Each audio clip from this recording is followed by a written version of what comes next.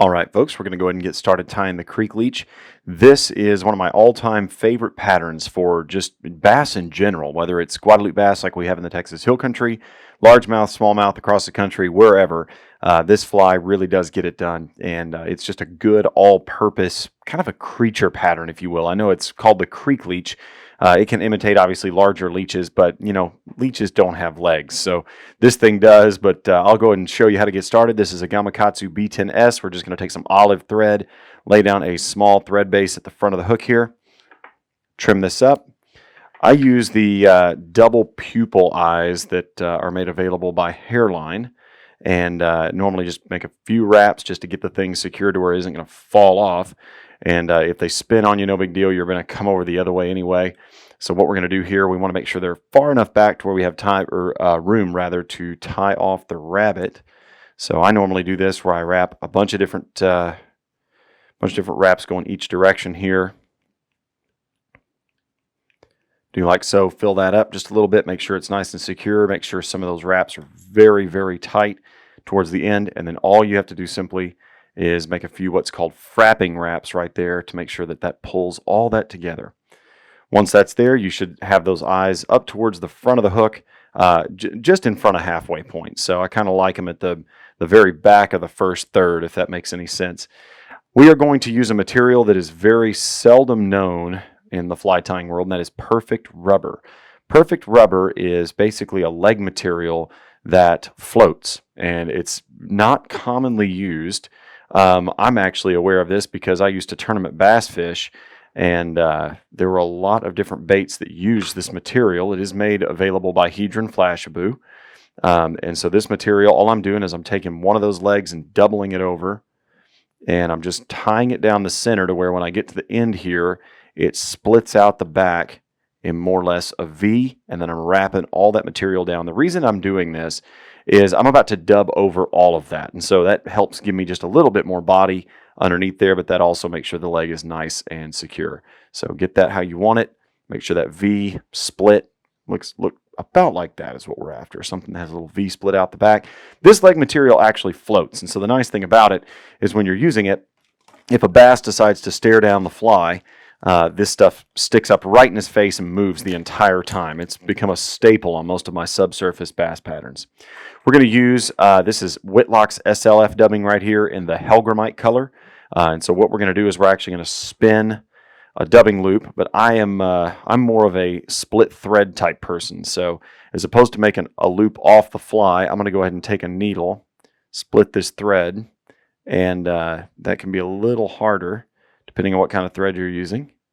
This is 10-aught Vivas here, so probably a little small for your standard bass fly, but hey, it was olive and it was the first thing I grabbed. So we're going to just simply take that, insert the dubbing into the dubbing loop here,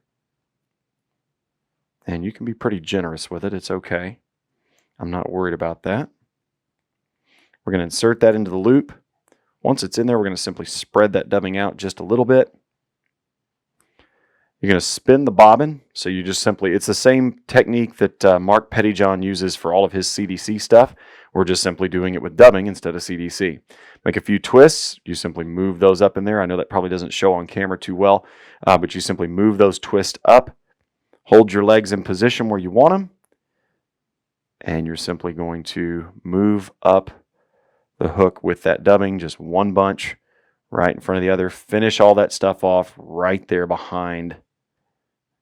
There we go. Get all that junk out of there. Right there behind the eyes. Just like so. All right. Just got a little fluffy dubbed body to make up the rear of the hook there.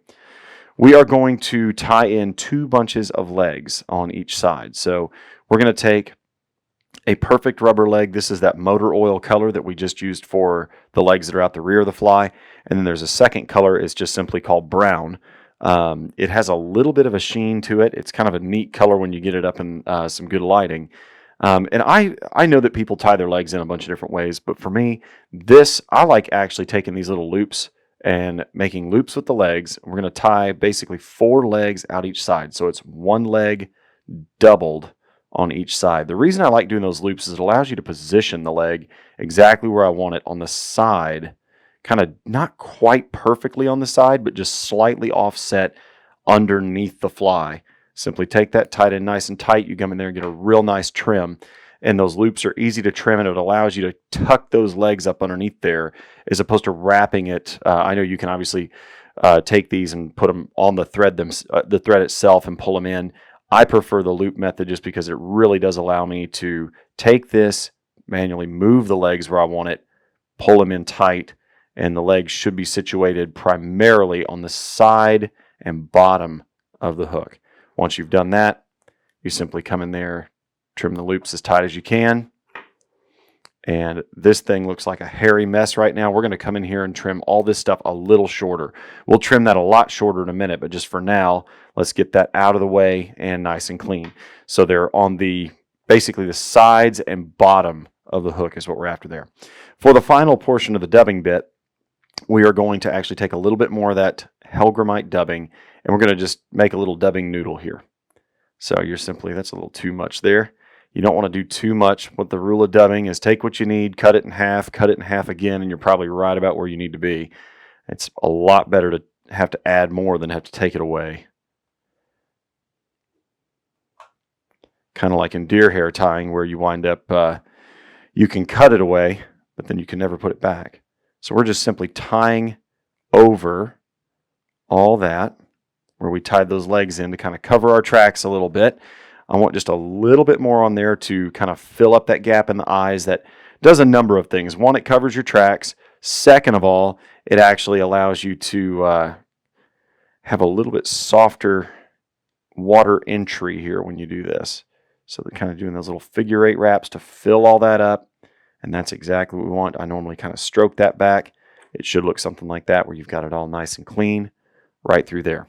Get in front, give a couple of wraps to reposition, and simply flip your fly over. Now, if you want, you can kind of brush some of this out. I've got a little thread on that one.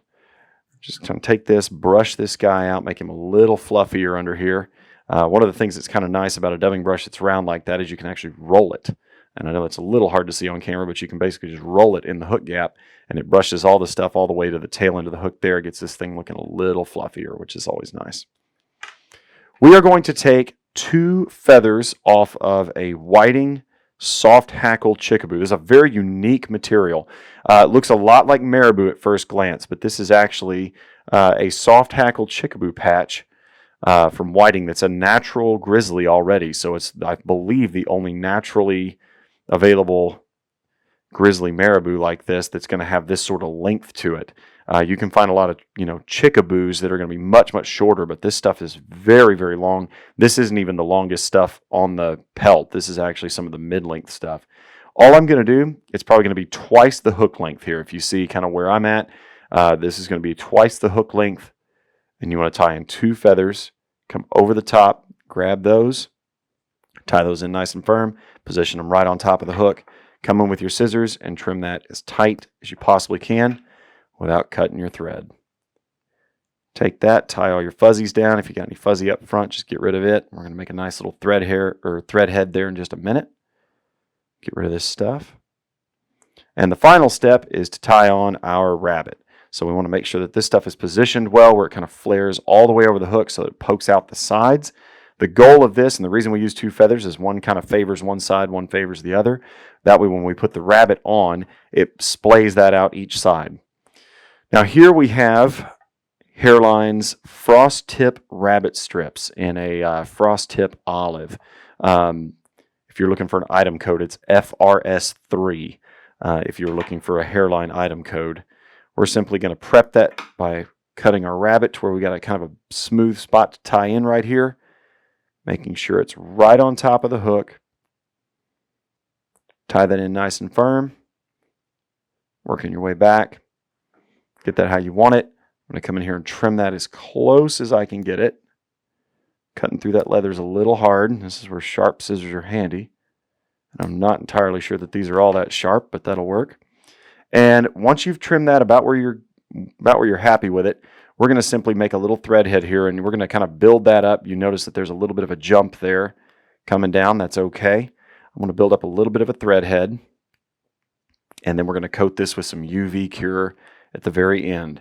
If you're using a larger thread like an 8/0, it doesn't take very long to build this head up at all. This is actually a little bit fine, this thread is, for this fly. If you got any dubbing fuzzes or anything like that hanging in there, you can always cut those off. Clean up the front of your fly. That's not an issue. And all you're going to do is just finish that wrap. Kind of make sure you get that step down the way you want it, to where there's not that bump from where we tied in the rabbit. And you're trying to get a little bit smoother transition. And then once you've got that, come in here.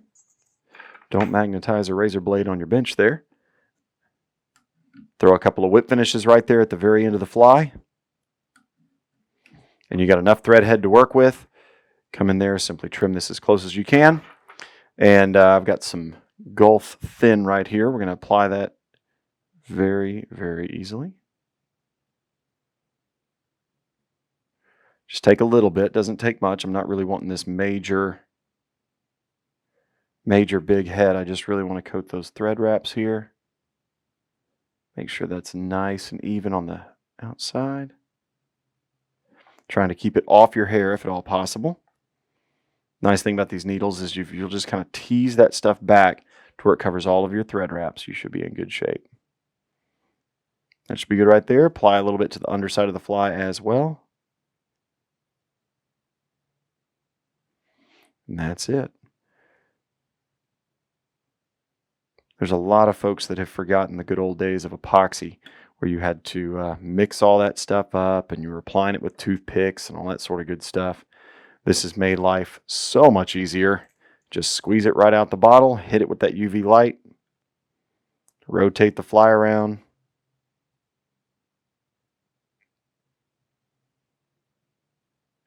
And that's it. All right, for the final trim job here before we finally complete the fly, we want to come in here. First things first, I'm going to choose my legs here. So the back legs I'm going to pull aside. Come in here with this, with your scissors, and trim the legs below pretty short. They're not going to be all that long. You want them probably, just as a general reference, no longer than the marabou. That way they kind of sit on the bottom and they prop this fly up as it crawls along. And then final step here is what we're going to do with the rabbit. We're going to take our finger, watch your hook obviously. You want to punch it through. Punch the hook through the rabbit there. You're going to have to actually take the hook out of the vise, punch it through. Once you've done that, you can reinsert it. We're going to flip the fly upside down and trim the rabbit fairly short. Still going to be longer than the marabou, but overall length, you want it probably about 2.5 times. I'm even going to go a little bit shorter than that. About 2.5 times the hook shank. And then take your tail, or excuse me, the legs that are out the tail there, trim those to where they're just ever slightly longer than the rabbit. And that right there is a finished Creek Leech. So you can see the legs. If this were sitting on the bottom, those legs would splay out the side. These legs would come out the back. That is exactly what we're wanting, where this actually props up, and this fly will actually lift up off the bottom a little bit. And those legs out the back are just dangling in the fish's face. These are still moving around nice and neat. Just a very, very effective bass fly. Not difficult to tie at all. And I think it'll do work for you wherever you decide to bass fish. So I hope you enjoy it.